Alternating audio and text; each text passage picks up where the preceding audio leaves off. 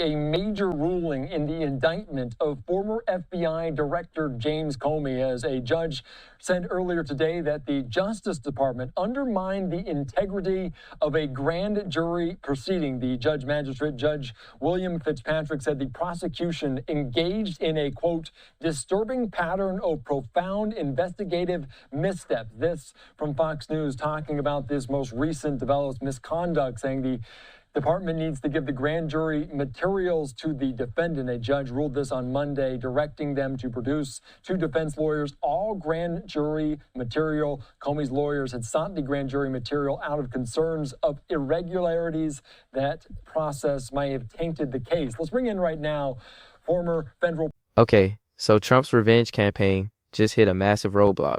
And I mean, like, this is absolutely huge.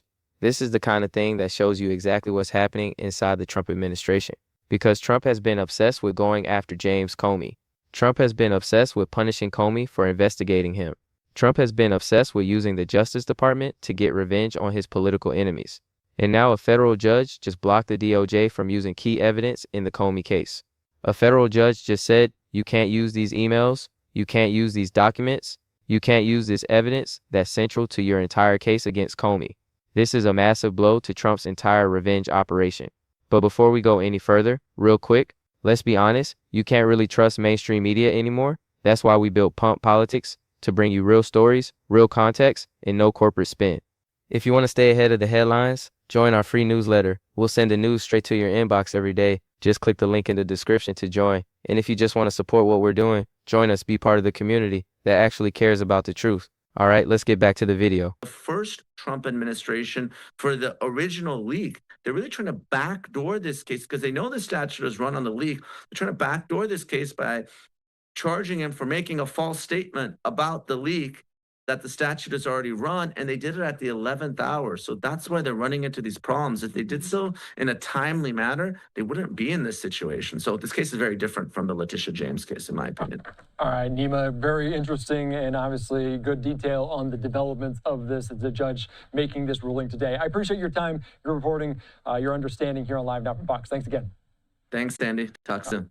Come on, this is absolutely wild. This is the kind of thing that shows you that Trump's revenge campaign is falling apart. Because the DOJ tried to re-indict James Comey for allegedly lying to Congress about FBI leaks. The DOJ tried to prosecute Comey.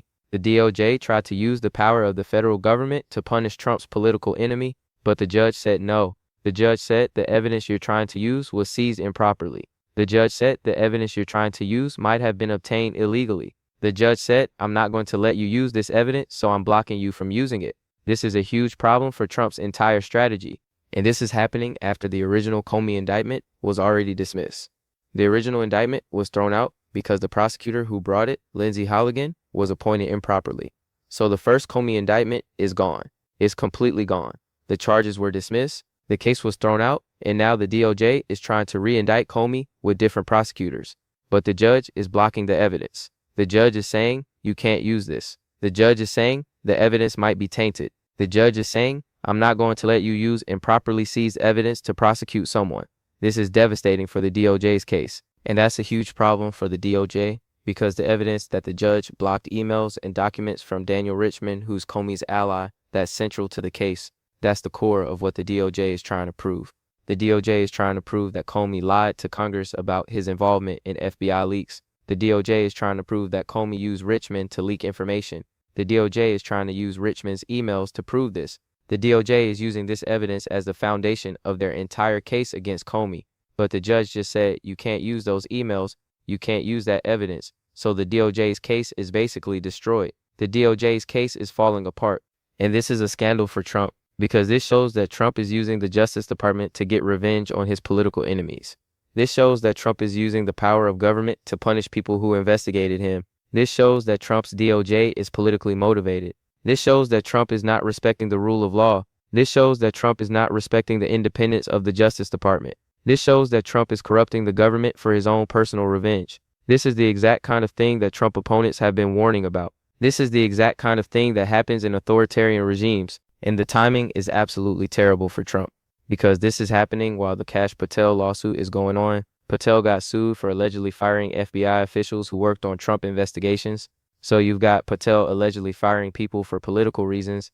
And now you've got the DOJ allegedly prosecuting Comey for political reasons. And now you've got a judge blocking the DOJ from using evidence in the Comey prosecution. So you've got a pattern. You've got a pattern of Trump using government power for political revenge. You've got a pattern of Trump weaponizing the Justice Department and the FBI. You've got a pattern of Trump trying to punish his political enemies. And the judge's order is really significant.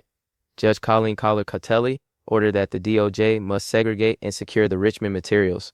The DOJ can't use them. The DOJ can't access them. The DOJ has to keep them separate from everything else. The DOJ has to maintain the materials in a secure location. The DOJ has to make sure that no one can access them or use them. And the DOJ has until December 12th to figure out what to do.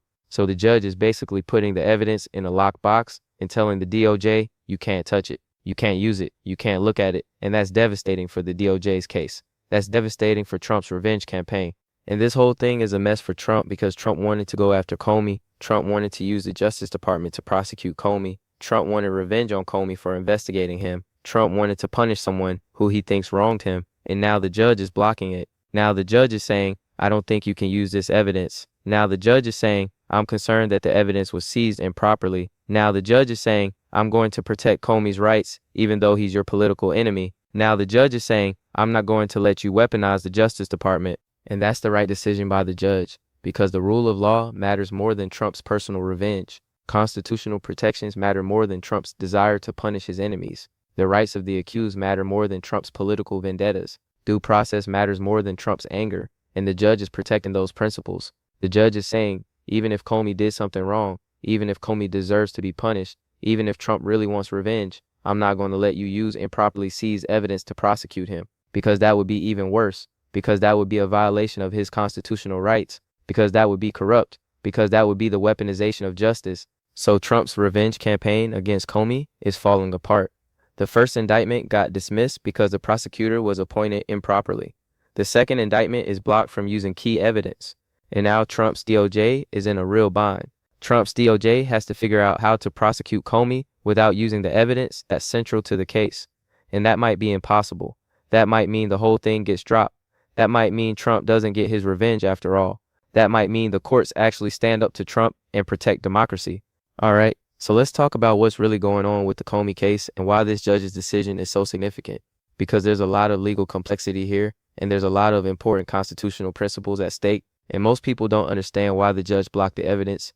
Most people don't understand what's at stake. Most people don't understand how serious this is. So let's break this down and explain what's really happening and why this is such a huge deal for democracy and the rule of law.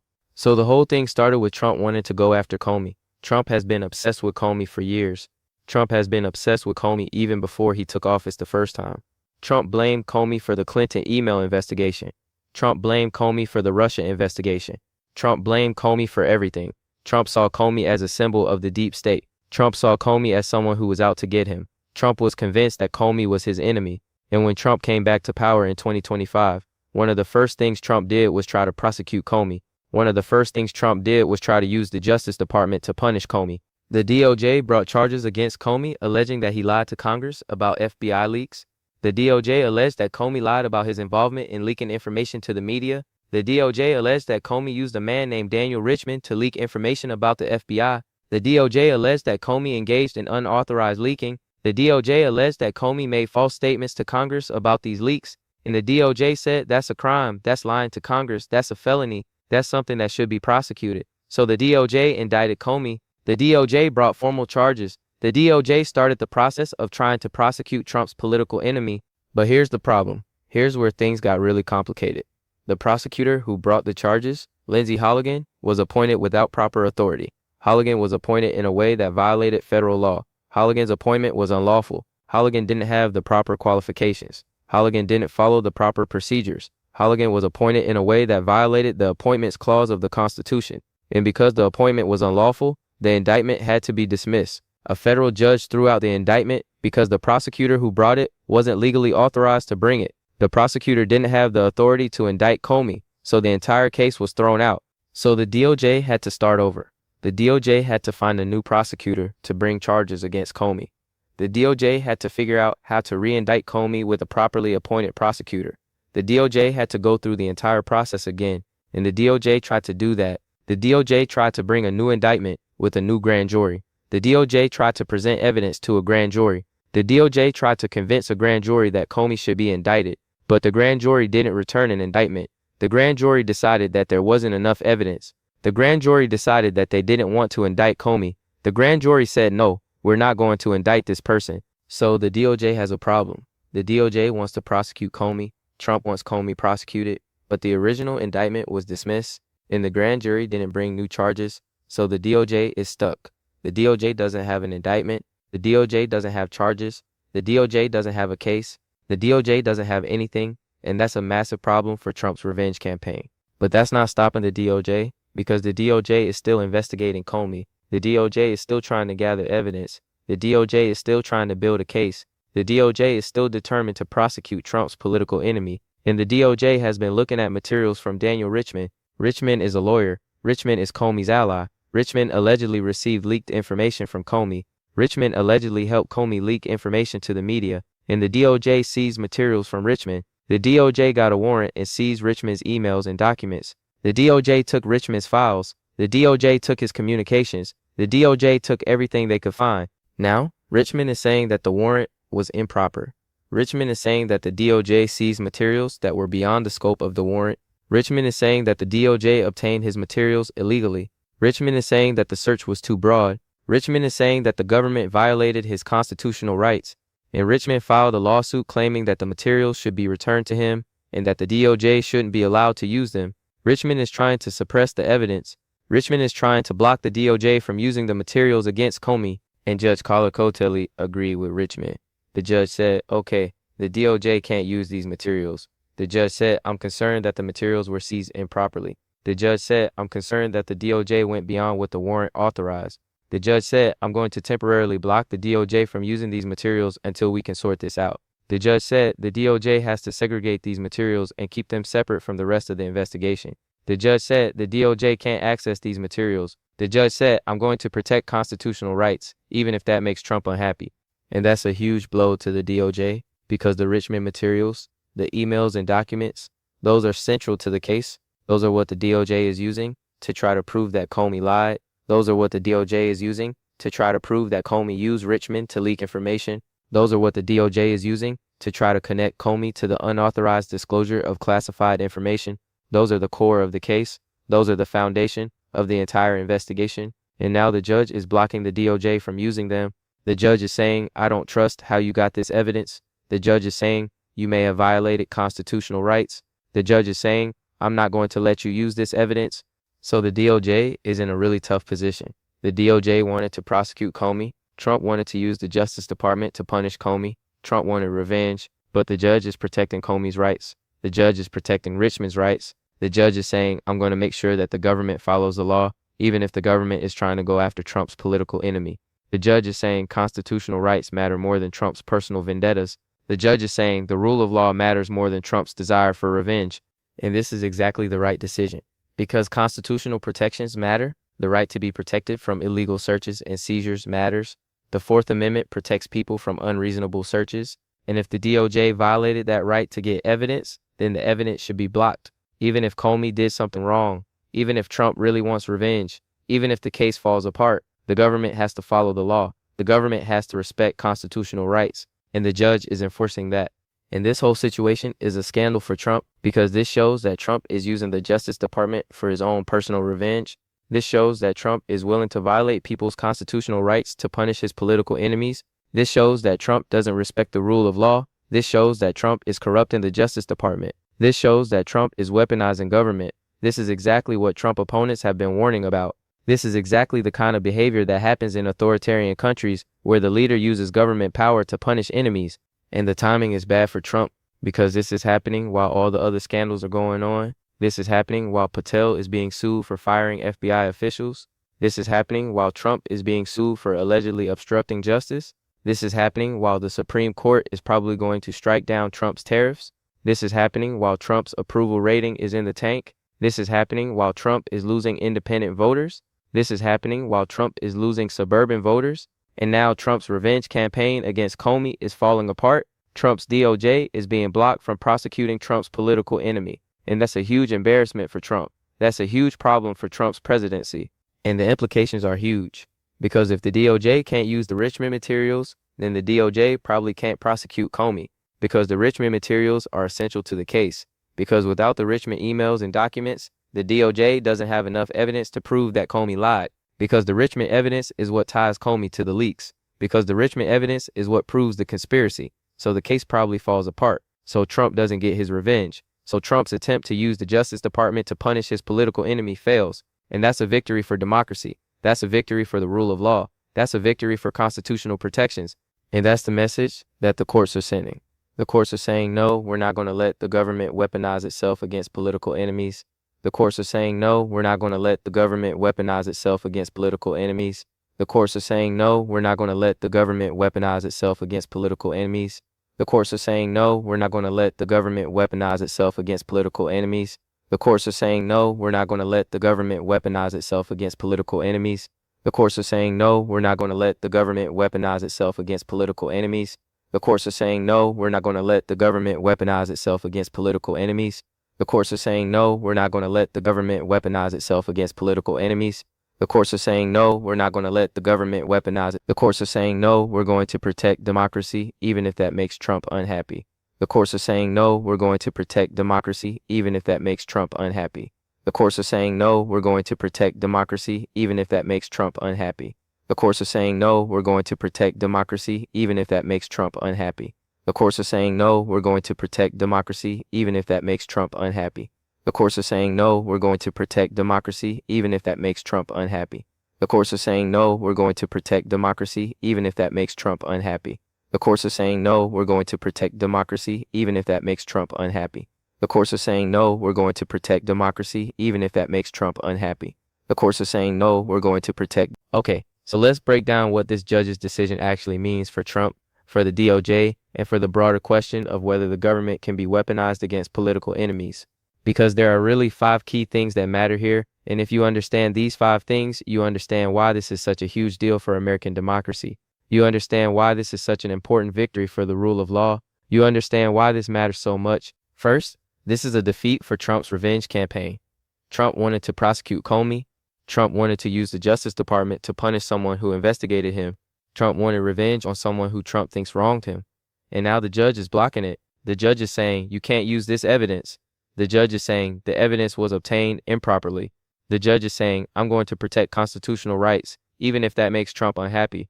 So Trump's revenge campaign is failing. Trump's attempt to use government power to punish political enemies is being stopped by the courts. And that's the right outcome. That's the outcome that protects democracy. That's the outcome that protects the rule of law. Second, this shows that the courts are willing to stand up to Trump. The courts are willing to protect constitutional rights. The courts are willing to say no to the Trump administration. The courts are willing to block evidence that was obtained improperly. The courts are willing to prioritize the rule of law over Trump's personal vendettas. The courts are willing to protect democracy even when it's inconvenient for the president. And that's really important, because if the courts just rolled over and let Trump do whatever he wanted, then the government would be completely corrupted. The courts are a check on executive power. The courts are supposed to protect constitutional rights, and the courts are doing their job. Third, this demonstrates the weaponization of the DOJ. This shows that Trump is using the Justice Department for political purposes. This shows that Trump is using government power to punish his enemies. This shows that Trump is corrupting the Justice Department. This shows that Trump doesn't respect the independence of law enforcement. This shows that Trump is willing to violate people's constitutional rights to get revenge. This shows that Trump is trying to use the power of government for personal reasons. And that's a scandal. That's a serious problem. That's the kind of thing that happens in authoritarian countries. That's the kind of thing that destroys democracy. Fourth, this is going to be used in Democratic campaign ads. Democrats are going to use this story in the 2026 midterm campaign. Democrats are going to say, look, Trump is using the Justice Department to go after his enemies. Look, Trump is weaponizing government. Look, Trump is violating constitutional rights. Look, Trump is corrupt. Look, Trump doesn't respect democracy. This is going to be devastating for Republicans. This is going to flip swing voters. This is going to be the kind of thing that determines elections. This is going to be the kind of story that people remember when they vote. This is going to be the kind of thing that persuades people to vote against Trump and against Republicans who support Trump. Fifth, this is part of a broader pattern. This is part of a pattern of Trump using government power for personal revenge. Patel is allegedly firing FBI officials who investigated Trump. The DOJ is allegedly prosecuting Comey for political reasons. The DOJ is allegedly trying to suppress investigations into Trump. The DOJ is allegedly using government power to protect Trump from accountability. The DOJ is allegedly weaponizing law enforcement, and now the courts are blocking it. The courts are saying this is not acceptable. The courts are saying we're not going to let this happen. The courts are saying the rule of law matters more than Trump's personal vendettas, and that's the right response. That's the response that protects democracy. What's really happening here is a struggle between Trump's desire for revenge and the rule of law. Trump wants to punish his enemies. Trump wants to use government power to get revenge. Trump wants to prosecute people who investigated him. Trump wants to weaponize the Justice Department, but the courts are saying no. The courts are saying constitutional rights matter more than Trump's personal vendettas. The courts are saying the government has to follow the law, even if the government is trying to punish Trump's political enemies. The courts are saying we're going to protect democracy and the rule of law no matter what, and the courts are winning this battle. The courts are protecting democracy. The courts are protecting the rule of law. The courts are protecting constitutional rights. And that's what this judge's decision means. The judge is saying, I'm going to protect constitutional rights. I'm going to make sure the government follows the law. I'm going to make sure that the government doesn't weaponize itself against political enemies. I'm going to prioritize the rule of law over Trump's personal vendetta, even if that makes Trump unhappy, even if that prevents Trump from getting revenge, because democracy matters more than Trump's personal vendetta, because the rule of law matters more than Trump's desire for revenge, because constitutional rights matter more than Trump's political goals. And this is going to have huge implications for the rest of Trump's second term, because if the courts keep blocking Trump's revenge campaigns, if the courts keep protecting people's constitutional rights, if the courts keep saying no to the Trump administration, then Trump is going to be very limited in what he can do. Trump is going to be unable to punish his enemies. Trump is going to be unable to use government power for personal revenge. Trump is going to have to actually govern instead of taking revenge. Trump is going to have to respect the rule of law. Trump is going to have to respect constitutional rights. And that's a good thing. That's the way democracy is supposed to work. The courts are supposed to protect constitutional rights. The courts are supposed to check executive power. The courts are supposed to make sure that the government follows the law. The courts are supposed to protect people from government overreach. And the courts are doing that. The courts are protecting democracy. The courts are protecting the rule of law. And Trump is not happy about it. But that's too bad. Trump has to follow the law like everyone else. Trump doesn't get special treatment. Trump doesn't get to weaponize government. Trump doesn't get to punish his political enemies. So this judge's decision is huge. This judge's decision is a victory for democracy. This judge's decision is a victory for the rule of law. This judge's decision is a victory for constitutional protections. This judge's decision is a victory for the courts. This judge's decision is a victory for people who believe that the government should follow the law. And this judge's decision is a defeat for Trump's revenge campaign. The courts are saying, we're not going to let Trump weaponize the government. We're not going to let Trump violate constitutional rights. We're not going to let Trump punish his political enemies using government power, because that's not how democracy works, and the courts are protecting democracy. And this is going to be a major issue in the 2026 midterms, because voters care about democracy. Voters care about the rule of law. Voters care about constitutional rights. Voters don't want a president who uses government power for personal revenge. Voters don't want a president who weaponizes the Justice Department. Voters want a president who respects constitutional rights. Voters want a president who respects the independence